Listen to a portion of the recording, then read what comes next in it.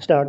उपाध्यक्ष महोदय, जिस प्रकार से दूसरे स्तरों पर तथा क्षेत्रों में अनुकूल संहिता की व्यवस्था तथा उसका पालन आवश्यक है, इस दिशा में भी जो महत्वपूर्ण तथा लाभदायक कदम उठाए गए हैं, उनमें से सार्वजनिक क्षेत्र के उद्योगों पर संसदीय कमेटी का गठन महत्वपूर्ण है। विराम।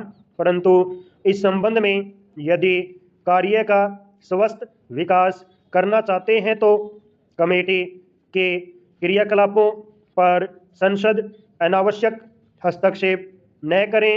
विराम।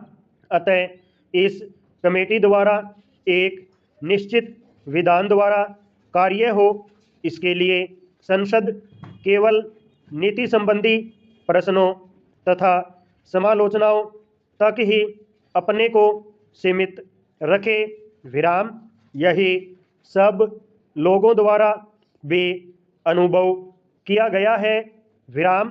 तत्पश्चात सार्वजनिक क्षेत्रों पर नियुक्त कमेटी का यह दायित्व होगा कि वह प्रशासनिक तथा व्यापारिक प्रश्नों पर यूनिट द्वारा निर्धारित नीतियों पर गहराई से सोचें। विराम। स्टेंजा। संसद के पास पहले ही इतने कार्य होते हैं कि वह यूनिटों के सब पहलुओं का परीक्षण नहीं कर सकती। विराम। इसलिए यह सारा कार्यभार कमेटी पर हो जाता है। विराम। सीमित समय होने के बावजूद भी एक कमेटी ने प्रत्येक यूनिट के कार्यों का पूरी तरह से निरीक्षण करने का प्रयत्न किया है और इस संबंध में लाभदायक सुझाव दिए हैं। विराम। विस्तृत प्रश्नावली भेजने के अतिरिक्त कमेटी के सदस्यों ने योजनाओं का तात्कालिक निरीक्षण भी किया है, अधिकारियों से भी आवश्यक पूछताछ की है तथा अपनी रिपोर्ट तैयार करने से पूर्व दूसरी आवश्यक जानकारी भी प्राप्त की है। विराम। इस प्रकार से यूनिटों में जहां कहीं सुधार की आवश्यकता रही है, कमेटी इस बारे में महत्वपूर्ण भूमिका अदा करती रही है। विराम।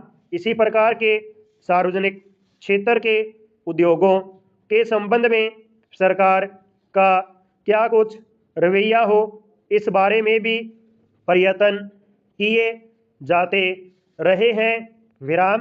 सर्वांगीण विकास के लिए यह जरूरी भी है कि सरकार तथा सार्वजनिक क्षेत्र के उद्योगों के संबंध में सब लोगों द्वारा ठीक प्रकार से जान लिए जाएं। विराम।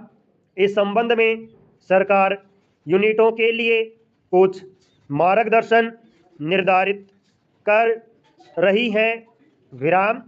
अतः मेरा सरकार से अनुरोध है कि इस बात का पूरी तरह से पालन हो जिससे कि लक्ष्य प्राप्ति हो सके। विराम।